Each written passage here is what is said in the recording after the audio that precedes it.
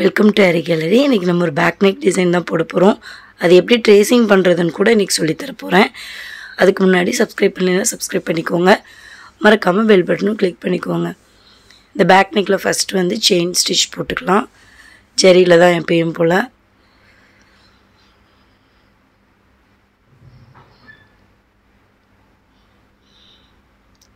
ரெண்டு லைன் போட்டாச்சு. நெக்ஸ்ட் வந்து சுகர் பீட் லைன். இது வந்து நார்மல் ஸ்விங் த்ரெட் வச்சுட்டு ரெண்டு பீடாக அட்டாச் பண்ணிக்கணும். நீடில் வந்து ஒரு 90 டிகிரியில் வச்சுட்டிங்கன்னா கரெக்டாக வந்துடும். இல்லை அப்படின்னா லைட்டாக ஒரு கேப் இருக்கும். ஸோ அந்த கேப் இல்லாமல் இருக்கணும்னா நீடில் வந்துட்டு 90 டிகிரியில் வச்சுக்கோங்க.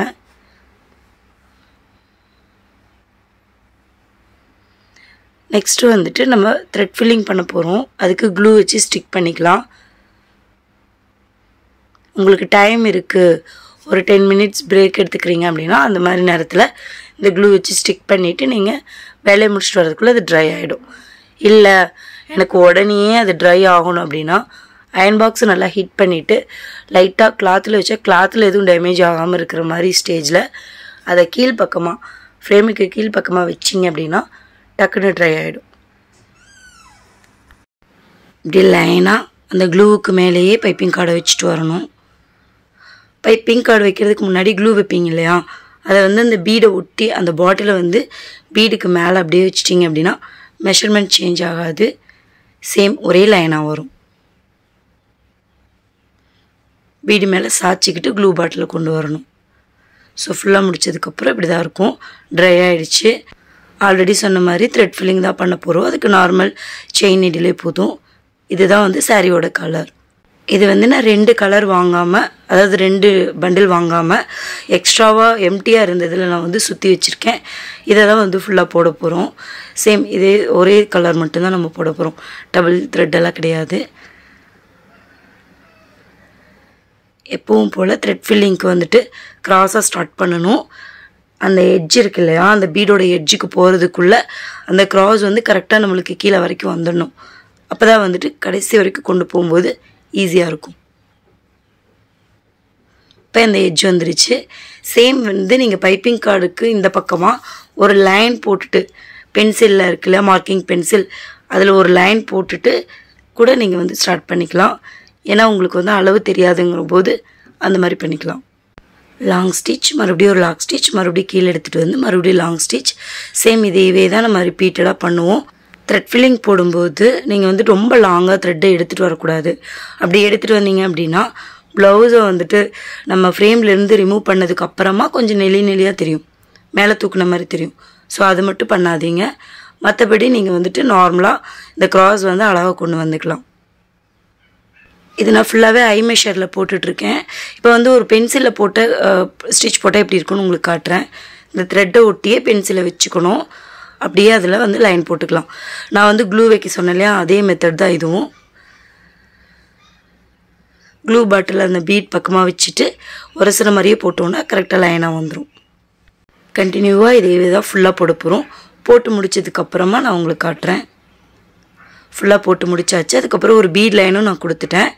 நெக்ஸ்ட்டு வந்துட்டு க்ளூ வச்சுட்டு ஸ்டோன் ஸ்டிக் பண்ணிக்கலாம். இப்போ வந்துட்டு நான் அந்த ஒயிட் கலர் க்ளூ இருக்கு இல்லையா, உடனே ஸ்டிக் ஆகிற க்ளூ, அதை தான் வந்துட்டு வச்சுருக்கேன். இதுக்கு வந்துட்டு நீங்கள் 2 கையும் யூஸ் பண்ணி டக்குன்னு ஃபிக்ஸ் பண்ணிக்கலாம்.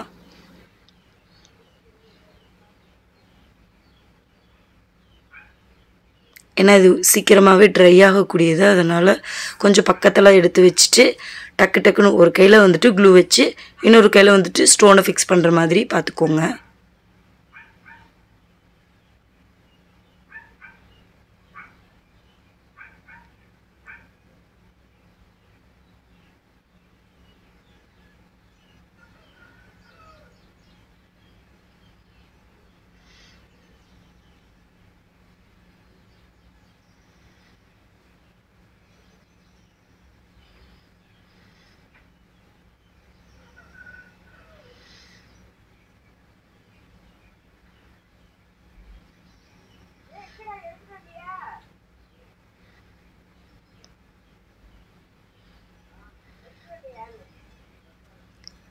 ப்ளவுஸோட ஃபுல் நெக்லையும் இதே மாதிரி ஸ்டோன் ஸ்டிக் பண்ணிட்டு காட்டுறேன். ஃபுல்லாக ஸ்டிக் பண்ணியாச்சு. ட்ரையும் ஆகிடுச்சு. இப்போ வந்து ஜரி த்ரெட்டில் வந்துட்டு அப்படியே நம்ம கோலம் போடுவோம் இல்லையா புள்ளி வச்சு, ஸோ அதே மாதிரி சுற்றி சுற்றி போட போகிறோம்.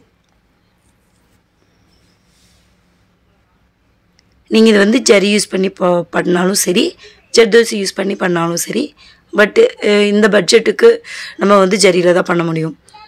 கொஞ்சம் அதிகமாக ரேஞ்ச் சொல்லியிருக்கீங்க அப்படின்னா நீங்கள் இந்த தாராளமாக ஜர்தோசியில் சொல்லலாம்.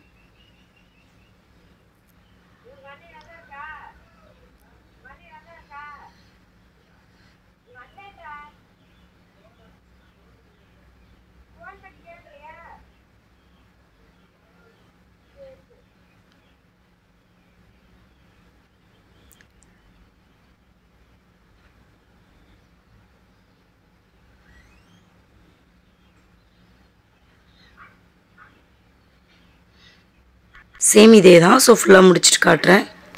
ஃபுல்லாக முடிச்சாச்சு. நெக்ஸ்ட்டு வந்து நம்ம ட்ரேசிங், இந்த ஃப்ளார் மாதிரி இந்த மோட்டிஃபை தான் நம்ம வந்து சுற்றி சுற்றி போட போகிறோம். ஸோ இது வந்து லெஃப்ட்டு ரைட்டுன்னு மாற்றி மாற்றி வரும். ஸோ அதுக்கேற்ற மாதிரி நான் வந்துட்டு இந்த ட்ரேசிங் பேப்பரில் எடுத்திருக்கேன். பட் இந்த ட்ரேசிங் பேப்பரை வந்துட்டு நம்ம முன்னாடியே ஃப்ரேமில் ஃபிக்ஸ் பண்ணுறதுக்கு முன்னாடியே ட்ரா பண்ணிக்கலாம். இல்லை எனக்கு வந்து அதுக்கெலாம் நேரம் இல்லை, நான் வந்துட்டு டைரெக்டாக ப்ளவுஸ்லேயே ட்ரா பண்ணணும் அப்படின்னா நம்ம வந்து மொபைலில் வந்துட்டு எப்படி வந்துட்டு இதில் ட்ரேஸ் பண்ணுறதுன்னு காட்டுறேன். மொபைலில் வந்துட்டு கீழே வச்சு ட்ரேஸ் பண்ணலாம். கீழே வச்சு ட்ரேஸ் பண்ணுறது உங்களுக்கு நிறைய தடவை நான் சொல்லியிருக்கேன். இது வந்துட்டு லெஃப்ட்டு ரைட்டு அப்படின்னு வந்து சேஞ்ச் பண்ணிக்கிறத நான் வந்து உங்களுக்கு காட்டுறேன். ஏன்னா வந்து கொடி வந்து லெஃப்ட் சைடும் ரைட் சைடும் மாற்றி மாற்றி பண்ணும்போது கொஞ்சம் நம்மளுக்கு ஆங்கிள்ஸ் சேஞ்ச் ஆகும். அந்த கொடி இருக்கு இல்லையா, அந்த கொடி அண்ட் லீஃப் வந்து சேஞ்ச் ஆகும். அதை இந்த மாதிரியெல்லாம் நான் சேஞ்ச் பண்ணியிருக்கேன். அதை தான் உங்களுக்கு காட்டுறேன். அதில் கிரப் போனோம் அப்படின்னாவே அதில் வந்துட்டு ரொட்டேட் இருக்கு இல்லையா, ஸோ அது இல்லாமல் மிரர்னு பக்கத்தில் ஒன்று இருக்கும், அதை வச்சு சேஞ்ச் பண்ணிக்கலாம். ஸோ அதை யூஸ் பண்ணி லெஃப்ட்டு ரைட்டு மேலே கீழே இந்த மாதிரி மாற்றி மாற்றி பண்ணிவிட்டு அதை யூஸ் பண்ணி, அதாவது அதை ஃப்ரேமுக்கு கீழே வச்சுட்டு ஃபுல்லாக ட்ரேஸ் பண்ணிக்கலாம். ஸோ ட்ரேஸ் பண்ணி முடித்ததுக்கப்புறம் நமக்கு ப்ளவுஸ் இந்த மாதிரி தான் இருக்கும். ஏன்னா கீழே வச்சு எப்படி வந்து ட்ரேஸ் பண்ணணுன்றது நான் நிறைய வீடியோவில் சொல்லியிருக்கேன். பட் வந்து கொடி வந்து வேறு பக்கம் வந்துச்சுன்னா எப்படி பண்ணுறேன்னு நான் சொன்னதில்லை. ஸோ அதனால தான் அந்த ஸ்க்ரீன் ரெக்கார்ட் காமிச்சேன். இதை சுற்றி ரிங் நாட் தான் போட போகிறோம். ஃபஸ்ட்டு நீடில் மேலே த்ரெட்டோடு எடுத்துகிட்டு லைட்டாக ஒரு சுற்றி சுற்றி நூல் இருக்க லைட்டாக கொஞ்சம் இருக்கும்போது அப்படியே நீடில் கீழே இறக்கி ஃப்ரெஞ்ச் நாட்டுக்கு போடுவோம் இல்லையா, அதேமாதிரி முடிச்சு போட்டுக்கணும். சேம் ஃப்ரெஞ்ச் நாட் எப்படி நம்ம போடுவோமோ அதே தான். நீடில் மேலே ஏற்றி ஒரு சுற்று சுற்றிட்டு நீடில் கீழே இறக்கணும். ஆனால் கொஞ்சம் த்ரெட்டை மட்டும் விட்டுட்டு இறக்கணும். கீழே லைட்டாக பிடிச்சிக்கிட்டு அப்படியே நீடில் இறக்கணும் அப்படின்னா ரிங் நாட் வந்துடும். சேம் தான், ஆனால் த்ரெட்டை வந்து உங்களை பார்த்து வச்சுக்கோங்க. அதாவது எக்ஸ்ட்ரா த்ரெட் இருக்கும் இல்லையா, அதை வந்து உங்களை பார்த்து வச்சுக்கோங்க. ஏன்னா அப்போ தான் வந்து கைக்கு உள்ளே போகும்போது, இந்த பிடிச்சிருக்க விரலுக்குள்ளே போகும்போது கரெக்டாக முடிச்சு விழும். நம்ம வந்து ரிங் நாட் போடும்போது கொஞ்சம் நீளமாக த்ரெட்டு விடாதீங்க, கொஞ்சம் கம்மியாக தான் விடணும். ஏன்னா சிக்கு அதிகமாக விழுகும். இப்போவே சிக்கு அதிகமாக விழுகுது.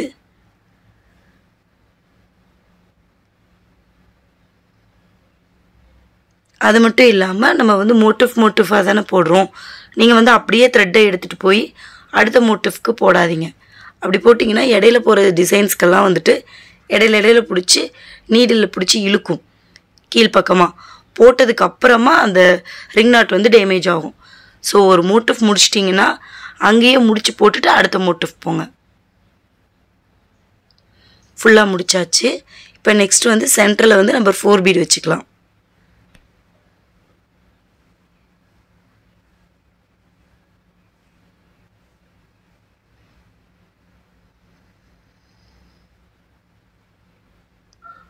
எப்பயும் போல் மாட்டி விட்டுக்கலாம். ஏன்னா இது சிங்கிள் பீட் இல்லையா, ஸோ எண்ட் நாட்டில் போடுறது ரொம்ப கஷ்டமாக இருக்கும். அந்த ரிங் நாட் வச்சுருக்கோம் இல்லையா, அதுக்கு இடையில வந்துட்டு அந்த த்ரெட்டு இருக்கும், கீழே இருக்கும். அந்த த்ரெட்டு வந்து நல்லா நீடில் பிடிச்சி இழுக்கும். ஸோ அதனால் பார்த்து பண்ணணும். இல்லை அப்படின்னா நீங்கள் முன்னாடியே அந்த நம்பர் 4 பீடை வச்சுக்கோங்க. சேம் அதே தான், இப்படி மாட்டி விட்டுடலாம். நெக்ஸ்ட் வந்து லீஃப் ஃபில்லிங்க்கு வந்துட்டு நான் இந்த மாதிரி மிஷின் எம்ப்ராய்டரி கோன் த்ரெட் எடுத்திருக்கேன், கோன் ஜரி எடுத்திருக்கேன். இந்த ஜரி வந்து கொஞ்சம் சாஃப்டாக இருக்கும். ஸோ அதனால் 2 ஜரி, அதாவது 2 ஸ்ட்ராண்ட்ஸ் எடுக்கிறதுக்கு ஈஸியாக இருக்கும். நம்ம நார்மலாக யூஸ் பண்ணுற டயல்ஜி யூஸ் பண்ணோம்னா ரொம்ப ஹார்டாக இருக்கும். ஸோ அதனால் நான் இது எடுத்திருக்கேன்.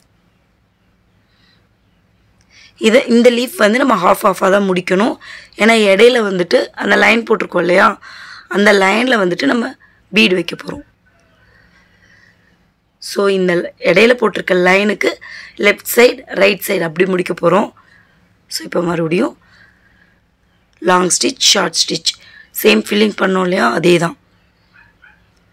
கரெக்டாக நீங்கள் அந்த லைனில் எடுத்தீங்க அப்படின்னா கொஞ்சம் உள்ளே தள்ளி வரும். அப்போ நீங்கள் வந்து நெக்ஸ்ட்டு அவுட்லைன் போடுவீங்க இல்லையா, அப்போ அது சரியாயிடும். இது வந்து அவுட்லைனுக்கும் தான், சென்டரில் இருக்கிற அந்த பீட் லைனுக்கும் தான். நீங்கள் வந்து நார்மலாக த்ரெட்டில் போடுற ஒரு ஃபில்லிங்கை விட ஜரியில் போடுற ஃபில்லிங் வந்து ரொம்ப ஹார்டாக இருக்கும்.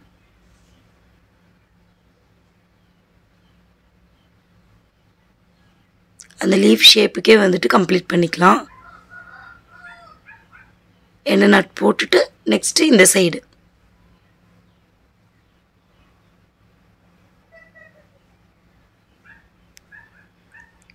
நம்ம ரைட் சைடு எப்படி கம்ப்ளீட் பண்ணுமோ அதே மாதிரி தான் லெஃப்ட் சைடும்.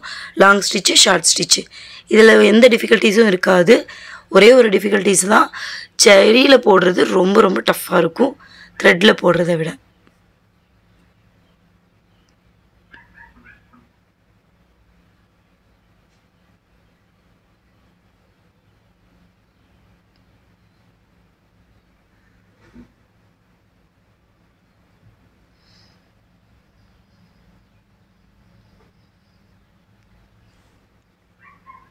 அவ்வளோதான். இப்போ வந்துட்டு ஒரு 2 லைன் வச்சு முடிச்சுட்டு எண்ணாட் போட்டுக்கலாம். இதே மாதிரி ஃபுல்லாக முடிச்சுட்டு அதுக்கப்புறம் நான் உங்களுக்கு காட்டுறேன். ஃபுல்லாக முடிச்சாச்சு. இப்போ நான் ஆல்ரெடி சொன்ன மாதிரி அதுக்கு வந்து சுகர் பீட் லைன் கொடுத்துக்கலாம்.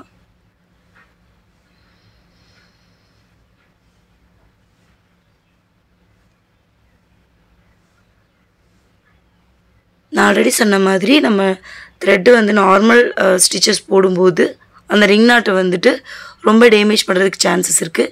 ஸோ கேர்ஃபுல்லாக பார்த்துக்கணும். இதே மாதிரி தான் நம்ம எல்லா லீஃப்லேயும் போட போகிறோம். பட் வந்து ஜரி த்ரெட்டு மாற்றி மாற்றி போட போகிறோம்.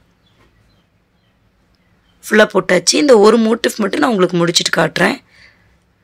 இப்போ இந்த லீஃபுக்கு இடையில எல்லாம் இந்த பீட் கொடுத்துக்கணும்.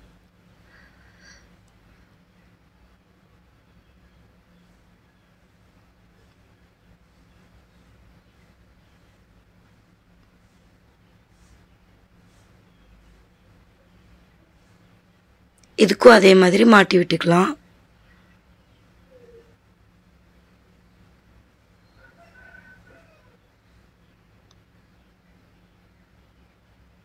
லீஃப் ஃபுல்லாக உங்களுக்கு போட்டு காமிச்சிட்டேன் இல்லையா, இப்போ இந்த கொடி மட்டும் உங்களுக்கு போட்டு காமிச்சிடுறேன்.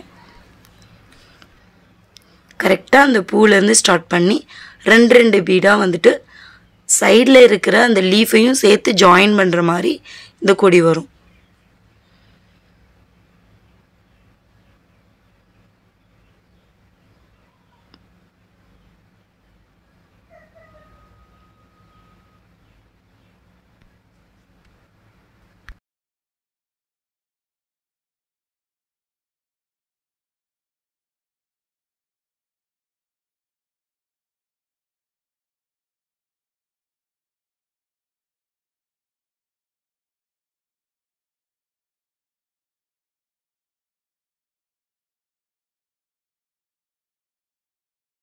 டேர்னிங்ஸ்லாம் வந்துட்டு நம்ம ஒரு பீட் கொடுத்து கூட முடிச்சுக்கலாம். ஏன்னா அப்போ தான் நீட்டாக இருக்கும். இந்த மோட்டிஃபில் நம்ம பீட் ஒர்க் ஃபுல்லாகவே முடிச்சிட்டோம். நெக்ஸ்ட்டு வந்து இந்த லீஃப்லாம் இருக்கு இல்லையா, அதை சுற்றி வந்துட்டு செயின் போட்டுக்கணும். இதுக்கு வந்து நான் டயால்ஜி த்ரெட்டு தான் யூஸ் பண்ணியிருக்கேன், ஜரி த்ரெட்டு தான். ஏன்னா அதுதான் வந்து நல்லா திக்காக இருக்கும். அதாவது ஒரு ஸ்டாண்ட்ஸ் எடுத்து பண்ணுறதுக்கு ஈஸியாக இருக்கும். ஷார்ப் எட்ஜ் வரையும்போது ஷார்ப் எட்ஜுக்கு வந்துட்டு நம்ம ஆப்போசிட் சைடில் வந்துட்டு ஒரு ஸ்டிச் போட்டு திருப்புவோம் இல்லையா, ஆப்போசிட்டில் போட்டு ஒரு செயின் போட்டு அப்புறமா திருப்பி கொண்டு வரணும். செயின் போடும்போது நீங்கள் கரெக்டாக அந்த லாங் ஸ்டிச் போட்டு நம்ம இழுத்துருப்போம் இல்லையா, அப்போ அந்த இடத்துல ஒரு சின்ன ஹோல் இருக்கும். ஸோ அதுலேயே நீங்கள் பஞ்ச் பண்ணி எடுத்திங்கன்னா உங்களுக்கு மோட்டிவ் வந்து ரொம்ப அழகாக இருக்கும். இது லீஃபுக்கு மட்டும் இல்லை, எல்லா மோட்டிஃபுக்கும் அதே தான். இது எண்ணெய் நாட் போட்டு முடிச்சுக்கலாம். நம்ம சேம் இந்த ப்ளூ கலருக்கு கூட இதே மாதிரி கோல்ட் கலர் செயின் தான் போட போகிறோம்.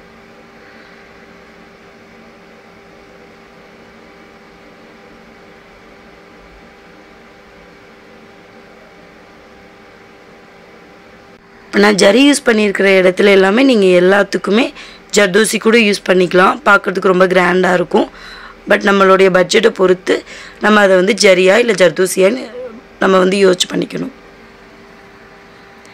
சேம் தான், அந்த பீடு யூஸ் பண்ணியிருக்கோம் இல்லையா, அந்த பீடை கூட எடுத்துட்டு நம்ம ஜர்தோசியிலேயே ஸ்டெம் ஸ்டிச் போடுவோம்ல, அது மாதிரி கூட போட்டுக்கலாம். இதே மாதிரி தான் நம்ம அந்த லீஃப் மோட்டிவ்ஸ்க்கு எல்லாத்துக்குமே அவுட்லைன் கொடுக்க போகிறோம். இது எதுக்கு நான் இந்த 2 லீஃபுக்கும் போட்டேன் அப்படின்னா, அந்த 2 லீஃபுக்கு இடையில வந்துட்டு ஒரு டிசைன் போட போகிறோம். அதாவது இடையில இப்படி வந்துட்டு கட்டானா பீடு இருக்கு இல்லையா, சில்வர் கலர், அதை தான் எடுத்திருக்கேன். இது வந்து கான்ட்ராஸ்ட் ஒயிட்டு, ஸோ பார்க்குறதுக்கு வந்து சில்வர் கலர் மாதிரி இருக்கும். கட்டானா வந்துட்டு கொடுத்துட்டு அந்த லாஸ்ட் எட்ஜில் மட்டும் நம்பர் 3 ரவுண்ட் பீட் கொடுத்துக்கிறேன். கொடுத்துட்டு அதே அப்படியே மாட்டி விட்டுடலாம். த்ரெட்டை எப்படி மாட்டி விட்டுக்கலாம். நீங்கள் ரவுண்ட் பீடு, சுகர் பீடு இது எல்லாத்துக்குமே வந்துட்டு மாட்டி விடலாம். பட் கட்டானா இருக்கு இல்லையா, அதுக்கு மாட்டி விடாதீங்க. ஏன்னா அது வந்து லைட்டாக லூஸ் ஆக தான் சொல்கிறாங்க. நான் இன்னும் அது வந்துட்டு எக்ஸ்பீரியன்ஸ் பண்ணல. பட் வந்து என்னோடய ஸ்டூடெண்ட் சொன்னாங்க, ஸோ அது கொஞ்சம் லூஸ் ஆகுது, வந்துடுது அப்படின்னு. ஸோ அதனால் கட்டானாவுக்கு மட்டும் யூஸ் பண்ணாதீங்க. மேபி அது வந்து ஸ்கொயர் டைப்பில் இருக்கிறனால கூட வந்துடலாம்.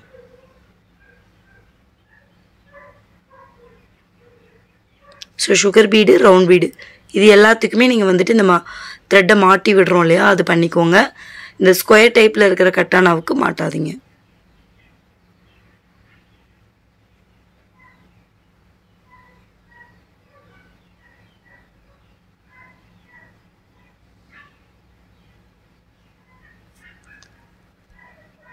இதுதான் வந்து ஃபுல் மோட்டிவ். இதுக்கப்புறம் வந்து ஓவரால் புட்டாஸ் தான் போட போகிறோம். அதுக்கு இடையில வந்து குட்டி குட்டி புட்டாஸ்லாம் போடுவோம். ஸோ அதுவும் எப்படின்றது காட்டுறேன். இப்போ இந்த பீடு வச்சு முடிச்சிட்டா இந்த மோட்டிவ் முடிஞ்சிச்சு. ஸோ இதே மாதிரி தான் ப்ளவுஸ் ஃபுல்லாக நம்ம போடுவோம். ஸோ அது உங்களுக்கு போட்டு முடிச்சுட்டு தான் நான் காட்டுவேன். ஃபுல்லாக கம்ப்ளீட் பண்ணதுக்கப்புறம் நமக்கு இப்படி தான் இருக்கும். நெக்ஸ்ட்டு வந்துட்டு ஓவரால் புட்டாஸ் அண்ட் இடையில இந்த மோட்டிவ்க்கு இடையில வந்துட்டு நிறைய புட்டாஸ் போடுவோம். ஸோ அது வந்து 2 டைப்பு. ஒரு டைப் வந்துட்டு நம்பர் 4 பீடு வச்சுட்டு திலகம் ஷேப் இருக்கு இல்லையா, அதுவும் சுகர் பீடும் மாற்றி மாற்றி வைப்போம். அதாவது 6 லைன் மாதிரி வைப்போம். அது எப்படி வைக்கணும்னு நான் உங்களுக்கு சொல்கிறேன். இதுவும் சுகர் பீடு லாஸ்ட்டாக வைக்கிறதுனால மாட்டி விட்டுக்கலாம். நான் வைக்கிற பீடுக்கு கிராஸாக இருக்கணும். சேம் டைம் வந்து அந்த 2 சுகர் பீடு இருக்கு இல்லையா, அந்த சுகர் பீடு இந்த சுகர் பீடும் ரெண்டுக்கும் இருக்கிற டிஸ்டன்ஸ் வந்து கரெக்டாக இருக்கிற மாதிரி பார்த்துக்கோங்க. இல்லைன்னா நடுவில் வந்துட்டு ஒரு டாட் வச்சுட்டு ஒரு 6 லைன் போடுவோம் இல்லையா, கிராஸ் மாதிரி போட்டுட்டு ப்ளஸ் மாதிரி போடுவோம். ஸோ அது மாதிரி போட்டுக்கோங்க.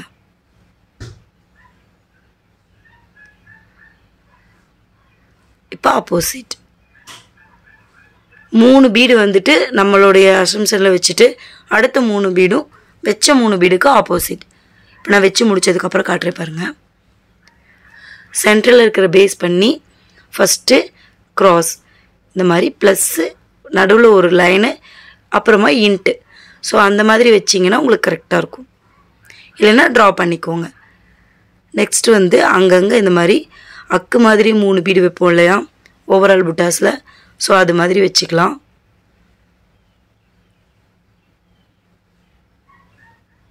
இது அங்கங்கே வைக்கிறது இல்லாமல் இந்த ஃப்ளாருக்கு நடுவில், ஃப்ளாருக்கும் அந்த லீஃபுக்கும் நடுவில் வச்சுருக்கேன். ஸோ இதே மாதிரி இந்த 2 மோட்டிவ் தான் மாற்றி மாற்றி வைக்க போகிறேன். ஸோ இது ஃபுல்லாகவே ப்ளவுஸ் ஃபுல்லாகவே இந்த 2 மோட்டிவ் தான். ஸோ முடிச்சுட்டு காட்டுறேன் உங்களுக்கு.